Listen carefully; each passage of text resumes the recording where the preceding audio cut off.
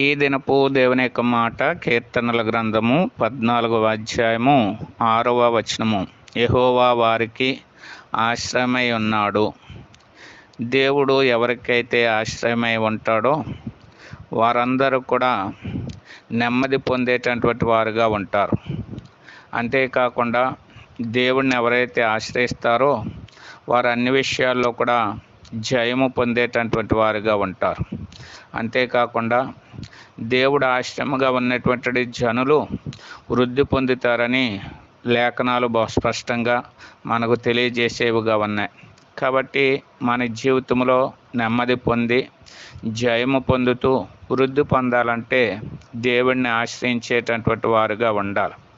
దేవుడిని ఆశ్రయించినటువంటి వారిని ఆయన ఎప్పుడూ కూడా త్రోసివేయడు, వారిని జ్ఞాపకం చేసుకునేవాడుగా ఉన్నాడు. కాబట్టి ఆ రీతిగా మన జీవితంలో మనము కూడా ఆయన ఆశ్రయించి ఆయన మేలు పొందుదుముగాక.